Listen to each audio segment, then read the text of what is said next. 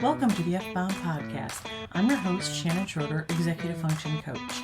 I help neurodivergent women learn tips and strategies to improve the life skills that will help them be successful. Impulse control to improve relationships. If you struggle with impulsivity, learning impulse control to improve relationships can be helpful. Impulsive decisions can have long-term consequences in your relationships.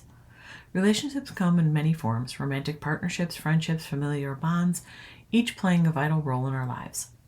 In the heat of the moment, when emotions run high, making rational, well-thought-out choices can be a formidable task. It's during these times that impulse control becomes imperative. Mastering impulse control strategies can change the way you approach critical decisions. The consequences of impulsive relationship decisions.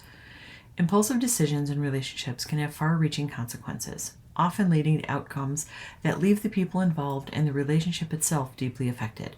This might seem obvious, but I want to go through some of the possible consequences so you're aware of the various ways impulsivity can cost you. Emotional turmoil. Impulsive decisions often stem from intense emotions such as anger, jealousy, or desire.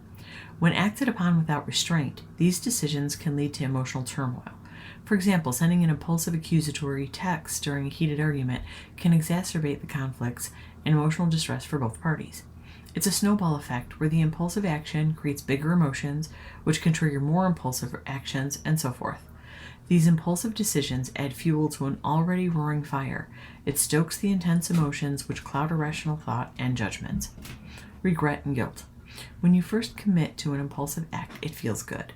However, after the initial rush of the impulsive choice fades, regret and guilt may set in. You may find yourself haunted by the consequences of hasty decisions, leading to feelings of remorse and self-blame. When you feel hurt during an argument, it feels good to lash out, but then after you calm down, you might feel bad and you can't always take it back. That one impulsive act can have long-lasting effects. Damaged trust.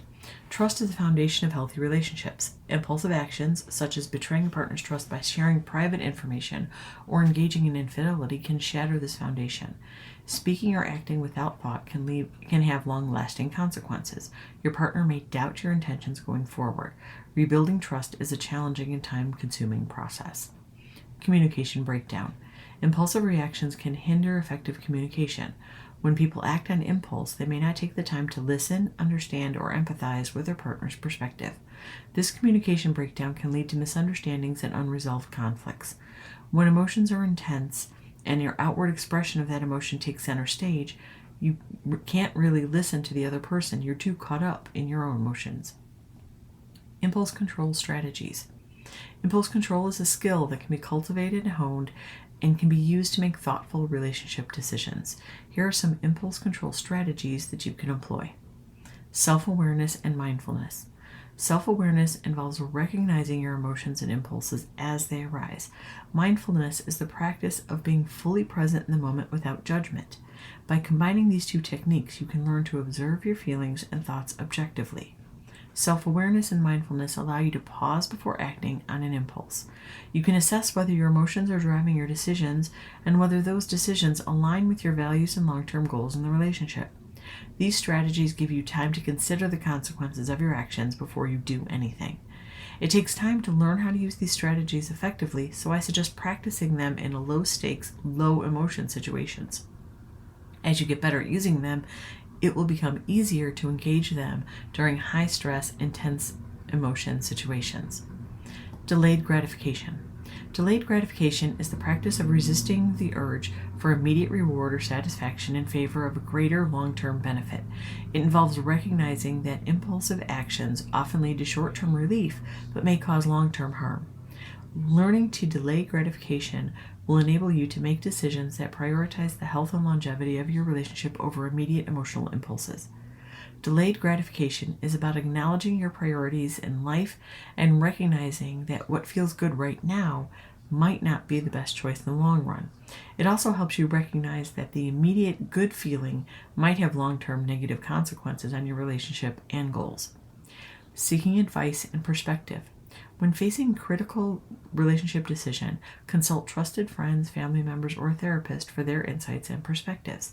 They can offer valuable outside viewpoints that you might not have considered. Seeking advice and perspective helps you gain a more comprehensive understanding of your situation. It can prevent you from making hasty choices based solely on your emotions, providing a more balanced perspective on the matter. The key here is that you want to talk to someone who is genuinely supportive of you and who you can trust. You don't want your search for help to damage the trust in your relationship. In addition, being vulnerable and open with people who don't have your best interest in mind can be detrimental.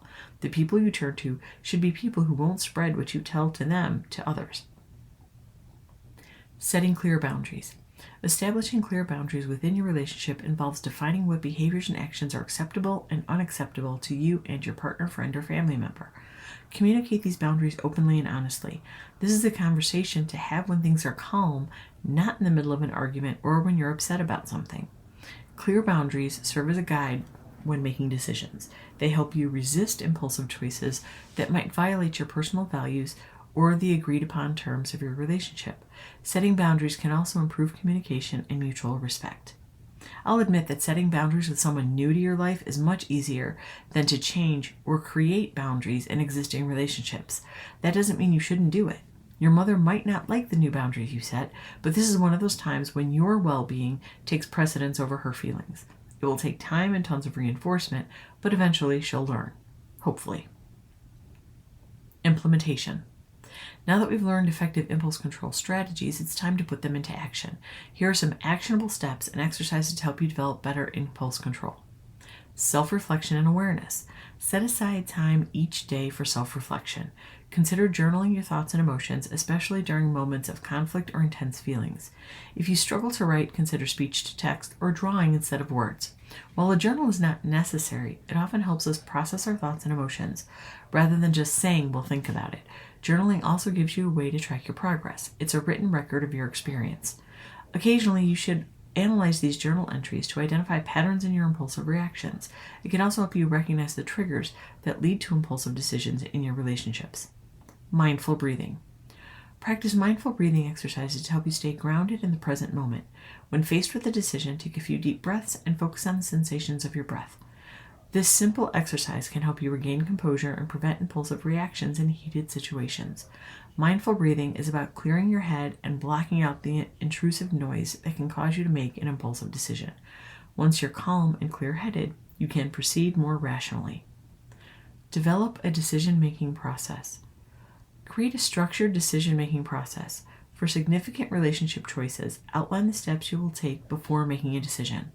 This process might include seeking advice from trusted sources, evaluating your emotions, and considering the long-term consequences of each option.